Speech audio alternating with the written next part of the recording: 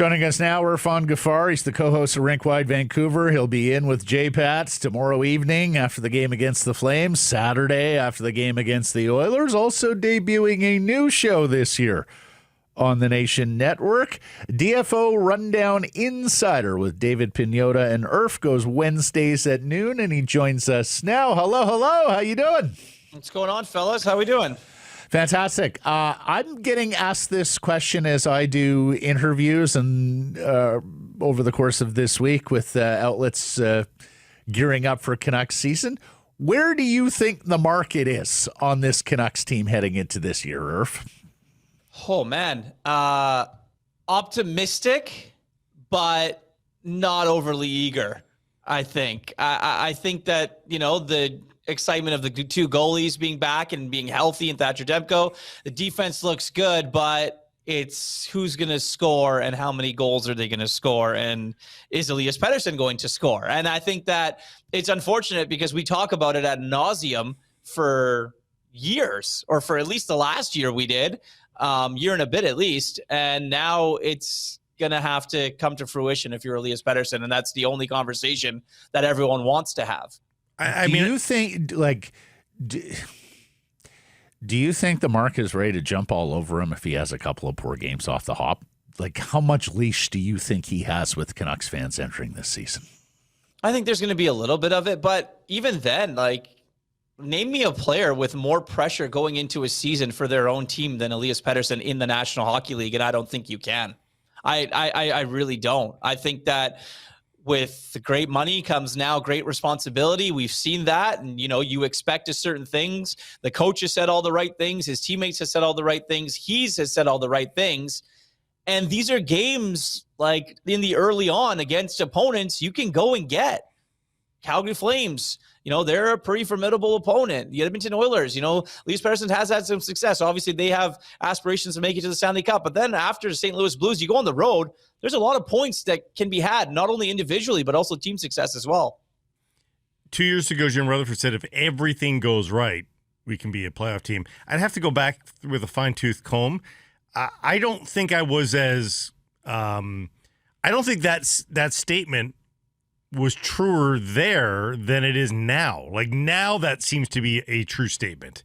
I think that was a better team 2 years ago on paper, in my gut at least. Now I do believe them. And it's not because I think they need a miracle. I just think there's a lot of players on this team that can go in two different directions this season. And so for me, that's a great statement for him to make right now, is that if it all goes well, I think there's a big scope for this team. I think it can be a 100-point team. I think it can be a 94-point team and flirt with disaster. So it's a funny squad there that, depending on which doors they choose here, it can have a multitude of finishes. And the most interesting thing, Blake, when you think about that and just kind of all the noise around the team, within that room and that group, there isn't that much noise. It's kind of like a workman-like attitude. But then you go and actually look at who's doing the work, and it's like, okay, is Filipino going to score 20 goals? Is Evander Kane going to score 25? Is Jake DeBrusk going to, make the contributions that he did last season after Brock Boeser signs his massive extension? Is he the same type of player that he is? And then obviously Elias Pettersson. So there's a lot of question marks. And for the president of the hockey operations to say, if everything goes right, everything has to go right and some, I think. And then the biggest one for me is the health of the goaltender, who's had an entire summer without a hiccup and being able to prepare for this season, to be able to go in and get back to the Vezina caliber season. The best bet on Bet365 is Demko to win the Vezina. It's plus 4,000. I think that if he plays as many games as, lets him and is in more games than not for that team, that's definitely a good bet to take. And we also know that Kevin Lankinen plays best when he's slotted appropriately as sort of a 1B or, high end 2.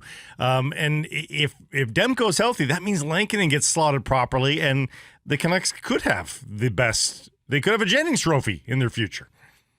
Absolutely. And I think that's kind of the way that they built their team, right? They built it from the ground up with the goalies, starting with the goalies, the two goaltenders. You hope that you just mentioned Jennings, but then the defense, if they can stay healthy, this is pretty good defense. I'd put him up against a lot in the National Hockey League. And then you get to the top end talent in the forwards, and that's kind of where the questions start to arise. Does the Jennings Trophy still exist, guys? I believe it does. I think it does, yeah. Has there not been a change in the criteria? Oh, I think it's just the guy, not the duo that gets the lowest goals against. Right, as opposed to Hellebuyck's won the last two. Yeah. Okay, yeah. I can remember all those years with Patrick Roy and Brian Hayward winning the Jennings Trophy in Montreal.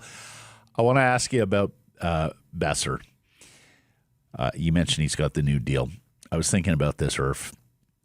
Last year at this time, it's a contract here, right? And the Canucks were unwilling to negotiate. As we know, Brock is the type of guy who moves effortlessly between all factions and fractions of the team. So he was both a JT Miller guy and an Elias Pettersson guy, was very much aware of that situation, and it bubbles. Over the previous 2 years, of course, everyone was trying to trade him, and at one point he had a trade request in there. I can't think of a season that has set up better for number 6 than this year, and I think it's been evident in some of his comments and body language in the preseason and training camp. He just seems like a guy who the weight of the world has been taken off his shoulders. He can just go play this year. Yeah, he never wanted to leave. I really don't. And I think that the only time, going back to just before he signed his contract, waking up that morning, finally realized that, okay, maybe it's not going to happen here in Vancouver. Patrick Allvin calls, and there's the sliver of hope. There's that one little sliver of hope where he says to his agent, okay, get a deal done. Let's figure it out here in Vancouver. This is where he wants to be. This is home. This is where, he set up his roots. Obviously, his partner's from here as well. Lots of good juju around Brock Boeser. But Brock Boeser, the hockey player, has been pretty good here for the Vancouver Canucks. 75 games, 25 and 25, 50 points last season. And he had 40 in 81 the year before. So they're going to need him to score goals. And they're going to need him to score goals at even strength as much as on the power play. We saw how many times Brock Boeser can eat on the power play, but Brock Boeser is going to need to be a regular season player this year for this team if they want to be successful. Yeah, and more than 25. I think he's got to be north of 30. You tell me, or if we had a good discussion about this on yesterday's show, sizing up that line with Pettersson and DeBrusk, because the one thing about loading up all your best offensive players on one line is you're going to get some difficult matchups. They don't have to worry themselves as much about the other lines. How do you like the look of that line heading into the season? I think it's the smartest way to go to start. You give Elias Pettersson the best chance to play with the best players on the team. And Brock Boeser and Jake DeBrusk have proven the last couple of seasons that they've been the best players on the team. So they get to ride shotgun with their guy that they're trying to get to be that 100-point guy. So why not? And if you're Adam Foote, that's probably what you're hoping for as well. They can get that chemistry. They've been together since the beginning of training camp. And hey, if it doesn't work, okay, you've got an Evander Kane. You've got a Jonathan Lekkerimäki. You've got a Niels Höglander who eventually down the road that can play up there in that top spot. But in the short term, it's got to work. And I think it will. I think that DeBrusk and Pettersson have had a lot of chemistry. And obviously the relationship that Pettersson and Boeser have, those two can definitely find it and make it work quick. How confident are you that the Vancouver Canucks acquire a centerman at some point this season that has a 50-point-year minimum on his resume, like that caliber of a second-line center? Do you think it is a done deal? They will muscle that through however expensive it gets throughout the course of the season, or does it depend on Hedl? Does it depend on a number of factors? It's tough. Teams aren't wanting to make moves right now. And, a 50-point center in the NHL they don't just grow them on trees. You're going to have the assets to go and make that move. And for the Canucks, what assets do you have that you think you can get that done? Are you willing to part ways with the Tom Willander? Are you willing to part ways with the Elias Pettersson, the defenseman? Are you willing to part ways with guys like Jonathan Lekkerimäki?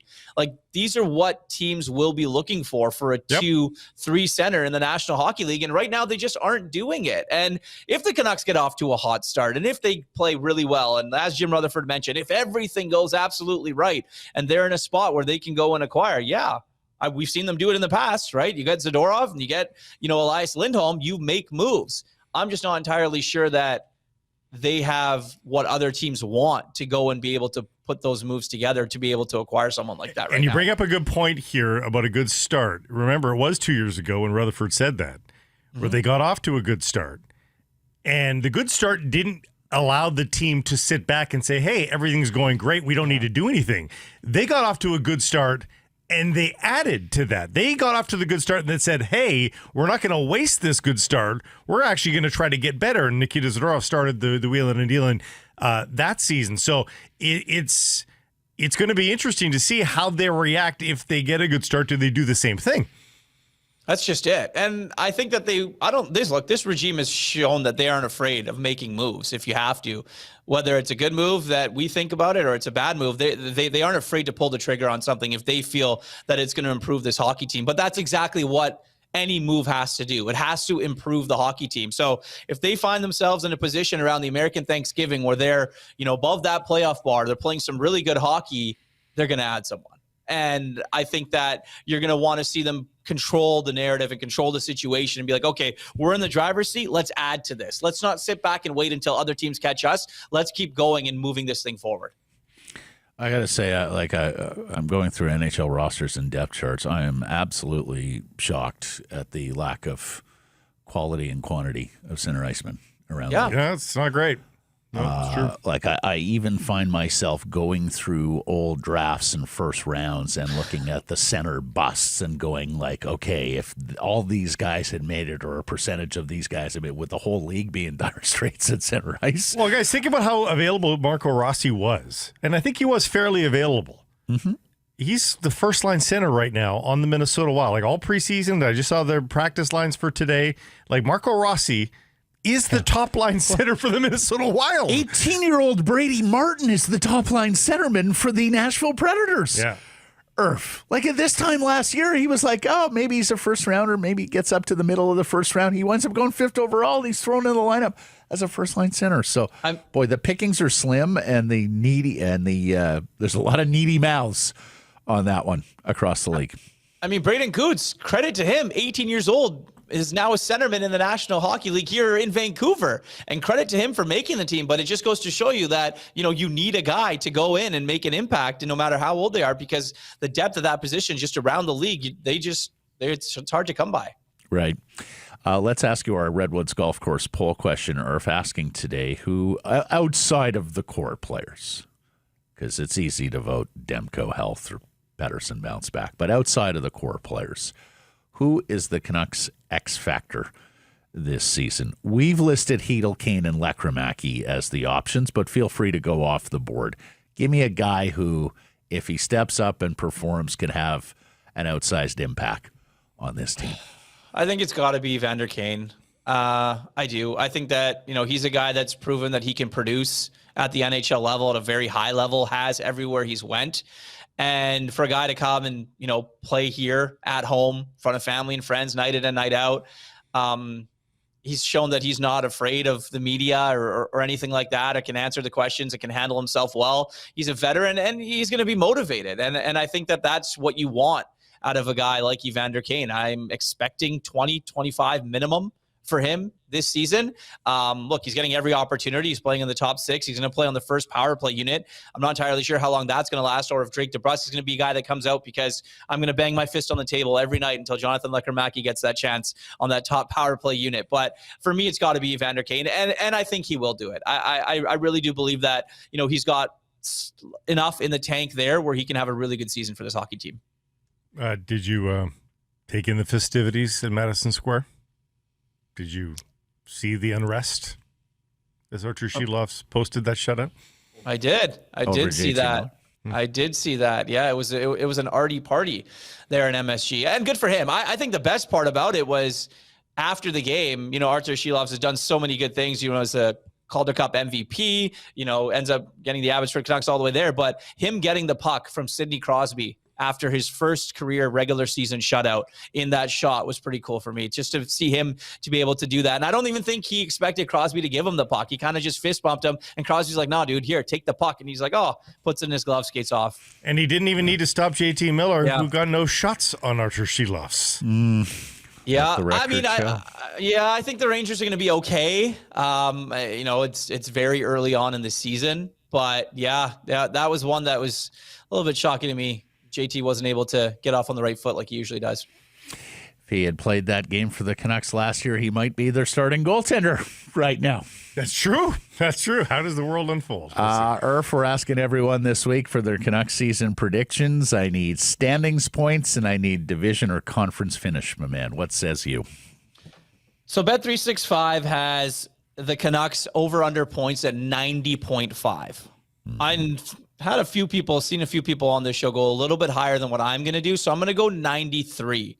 That's where they're going to finish, and it's going to be right around the second wildcard position. I think that is flirty. Yeah, it's going to be very flirty. I think Utah is going to be better. I don't think the Flames are going to be as good as they were last season. And then the Kings are going to be there, and obviously the Oilers and the Vegas Golden Knights are going to be near the tops. But yeah, 93 is where I'm going to put the Vancouver Canucks this season. Okay. Yeah, and I have a feeling we might be doing more glancing over at the Central Division and those standing points as much as we are the Pacific Division this year. Yeah. Yeah. So you had the Kings as one of the top 3 in the division, that you said? Yes, I do have the Kings as one of the top 3. Yeah. Lastly, buddy, tell us about the new show with Pinota.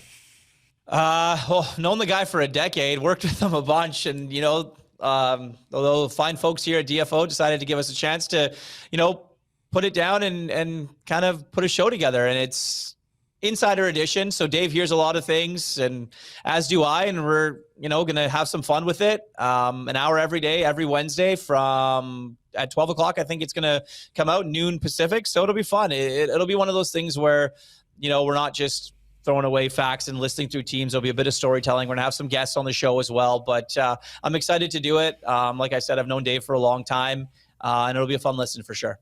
Yeah, and Dave will be joining us nice this year as well. Looking forward to that. Good luck with that. Thank you for this. You'll be on RinkWide tomorrow night with J-Pat following the game against the Calgary Flames. Irfaan Gaffar. He's all over the Nation Network now. Yes, thanks, Thank you. All right, gentlemen, be well.